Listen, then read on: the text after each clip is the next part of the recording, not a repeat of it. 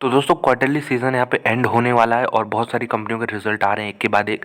तो इस वीडियो में हम लोग 3 कंपनियों को कवर करेंगे। सबसे पहले जीएमएम फॉडलर के रिजल्ट आए हैं, इसे देखेंगे। कैंपस एक्टिव फुटवेयर के रिजल्ट आए हैं। देखिए अभी रेड टेप का भी रिजल्ट मैंने कवर किया था, बहुत अच्छे रिजल्ट नहीं थे। देखना होगा फुटवेयर सेगमेंट से कैंपस के कैसे रिजल्ट आते हैं। और तीसरी कंपनी यहाँ पे हो गई आपकी संवर्धन मदरसन। तो ये तीनों कंपनी अगर आपके पास हैं तो ये वीडियो जरूर देखिए। स्टार्ट करेंगे यहाँ पे जीएमएम फॉडलर से, और यहाँ पे ₹1 का पर शेयर यहाँ पे डिविडेंड देखने को मिल जाएगा, जिसका रिकॉर्ड डेट है वो 20 नवंबर है, तो ध्यान रखिएगा। यहाँ पे आगे बढ़ते हैं, कंसोलिडेटेड बेसिस पे नंबर्स पे आते हैं। ये रहे स्टैंड अलोन नंबर। नीचे स्क्रॉल करने पे हमें कंसोलिडेटेड बेसिस पे नंबर दिख जाएंगे, जिसमें ये सारी सब्सिडीज इनकी शामिल है। सारे फिगर करोड़ में है। तो सबसे पहले टोटल इनकम 946 करोड़, पिछले क्वार्टर में 921 करोड़, यानी 25 करोड़ का ग्रोथ है। एक साल पहले जो है 800 करोड़ का फिगर था। ईयर ऑन ईयर अगर हम देखें जीएमएम फॉडलर में तो 146 करोड़ का ग्रोथ है। रेवेन्यू वाइज बहुत अच्छा रहा है। ये ईयर ऑन ईयर ग्रोथ है, ये क्वार्टर ऑन क्वार्टर ग्रोथ है, जो कि काफ़ी सिग्निफिकेंट है। अब आगे बढ़ते हैं, खर्चों की बात करते हैं। तो कंपनी खर्चे भी बढ़े हैं ईयर ऑन ईयर, और जो प्रॉफिट बिफोर टैक्स बन रहा है यहाँ पे देख सकते हैं लगभग 97 करोड़ है। पिछले क्वार्टर में 86 करोड़ था, एक साल पहले 101 करोड़ था। तो क्योंकि खर्चे पिछले साल से ज़्यादा बढ़ गए, इसलिए रेवेन्यू बढ़ना जो है निगेट हो गया है। और यहाँ पे जो प्रॉफिट है ईयर ऑन ईयर, यहाँ पे 4 करोड़ की कमी आई है। जबकि आप देखे होंगे जो रेवेन्यू था वो 146 करोड़ बढ़ा था, लेकिन प्रॉफिट यहाँ पे 4 करोड़ घट गया है। अब बात करते हैं नेट प्रॉफिट की। तो कंपनी का यहाँ पे जो नेट प्रॉफिट है यहाँ पे देख सकते हैं, ये यहाँ पे फिगर दिया है लगभग 71 करोड़ का। यहाँ पे देख सकते हैं फिगर है। पिछले क्वार्टर में 55, एक साल पहले 64 करोड़ का फिगर था। तो ये फिर से अब यहाँ पे चेंज देखने को मिल रहा है पिछले साल के मुकाबले। वो क्यों है? क्योंकि अगर आप देखें यहाँ पे जो टैक्सेस हैं पिछले साल यहाँ पे ज़्यादा थे। तो अब बात करते हैं ईपीएस की। तो ईपीएस अगर हम देखें कंपनी का, तो ₹15.82 ईपीएस, यानी ₹16 के आसपास ईपीएस बना है।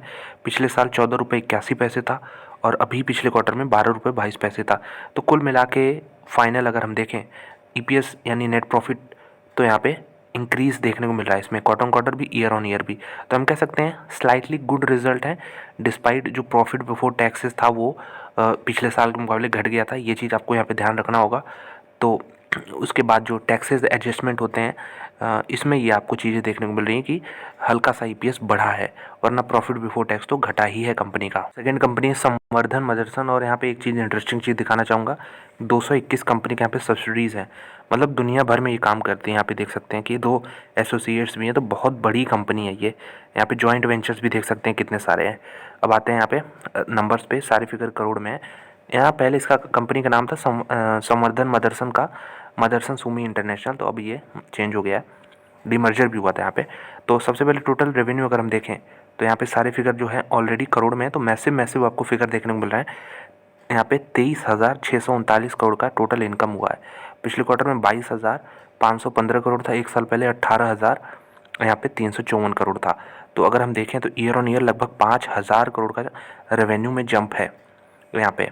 अब बात करते हैं खर्चों की। तो कंपनी के खर्चे भी उतने ही बढ़ते रहते हैं, इसकी वजह से जो प्रॉफिट हुआ है वो इस क्वार्टर में लगभग आप कह सकते हैं कि 700 करोड़ का हुआ है। पिछले क्वार्टर में ये 886 करोड़ था, एक साल पहले यहाँ पे 565 करोड़ था। तो ये तो स्थिति थी प्रॉफिट बिफोर टैक्सेस। लेकिन एक्सेप्शनल आइटम में यहाँ पे कुछ एक्सपेंस हो गया 250 करोड़ का, तो इसको आप यहाँ पे माइनस करना होगा 250 करोड़। तो ये चीज़ आप यहाँ पे देख सकते हैं। अब आते हैं यहाँ पे नेट प्रॉफिट पे। तो यहाँ पे जो नेट प्रॉफिट है वो 201 करोड़ बन रहा है। पिछले क्वार्टर में यहाँ पे 601 करोड़ था, एक साल पहले 246 करोड़ था। तो नेट प्रॉफिट घट गया है। इसी तरह ईपीएस भी आपका 36 पैसे से घट के 30 पैसे हो गया है। पिछले क्वार्टर में हालांकि 90 पैसे के आसपास ईपीएस हुआ करता था। तो एक यहाँ पे वीक है नंबर, नो डाउट वीक है। जबकि रेवेन्यू पिछले साल के मुकाबले काफ़ी बढ़ा है, लेकिन एक्सेप्शनल आइटम भी 250 करोड़ का है, तो वो चीज़ फैक्टर इन करने के बाद नंबर्स वीक हो जाते हैं। तो आखिरी कंपनी यहाँ पे कैंपस रडार पे रहेगी। तो इसकी लिस्टिंग जो दोस्तों बहुत ज़बरदस्त हुई थी, यहाँ पे ऊपर चलता गया, लेकिन उसके बाद से जो गिरावट आई, कांस्टेंट गिरावट आई है, और स्टॉक जो है अपने 52 वीक के ऑल टाइम लो के आसपास ही ट्रेड कर रहा है। तो इसके रिजल्ट देखना यहाँ पे दिलचस्प होगा कि क्या कुछ ट्रेंड बदलता दिख रहा है कि नहीं, क्योंकि इसमें डिमांड की कमी देखने को मिली थी। टोटल इनकम 259 करोड़, पिछले क्वार्टर में 354 करोड़, एक साल पहले 334 करोड़। तो साफ साफ दिख रहा है कि अभी भी कुछ इंप्रूवमेंट नहीं देखने को मिला रेवेन्यू वाइज। तो अभी हम कह सकते हैं ईयर ऑन ईयर यहाँ पे मैसिव डाउनग्रेड देखने को मिला रेवेन्यू में। खर्चों की बात करते हैं तो कंपनी के खर्चे घटे हैं, और जो प्रॉफिट बिफोर टैक्स बन रहा है वो हल्का सा यहाँ पे प्रॉफिट बन रहा है, लगभग 37 लाख का। तो इससे आप अनुमान लगा सकते हैं कि कैसा रिजल्ट रहा है। मतलब सिर्फ नेगेटिव नहीं हुआ है। वैसे पिछले साल देखें तो यहाँ पे 20 करोड़ का फिगर था, पिछले क्वार्टर में 42 करोड़ का फिगर था, लेकिन इस क्वार्टर में ये मात्र 37 लाख हो चुका है, जो कि बहुत कम है यहाँ पे।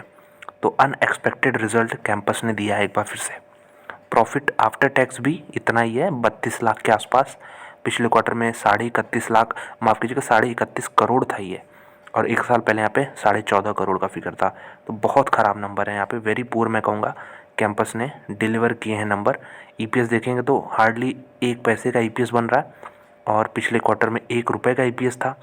एक साल पहले यहाँ पे 48 पैसे का ईपीएस हुआ करता था। तो महंगी कंपनी है, ग्रोथ कंपनी इसको माना जाता है। बहुत ज़्यादा देर नहीं हुआ है इसको लिस्टिंग के, लेकिन अभी भी जो परफॉर्मेंस है कंपनी की कांस्टेंट नहीं रही है। अभी यहाँ पे जब से लिस्टिंग हुई तब से क्वार्टरली नंबर्स तो काफ़ी अच्छे नहीं रहे हैं। उसके पहले का ग्रोथ से क्या मैटर करता है, लिस्टिंग के बाद से कंपनी को थोड़ा अच्छा करना चाहिए। यहाँ पे 259 करोड़, इतना कम रेवेन्यू यहाँ पे थोड़ा सा शॉकिंग है ये। यही तीनों कंपनियों के नंबर्स कवर करने थे। अगर आपके पास इन तीनों में कोई है तो ज़रूर कमेंट करके यहाँ पे बताएं कि आपका यहाँ पे क्या रीजनिंग है और क्यों यहाँ पे आपको रिज़ल्ट कैसा लगा। मिलते हैं आपसे अगली वीडियो में। धन्यवाद।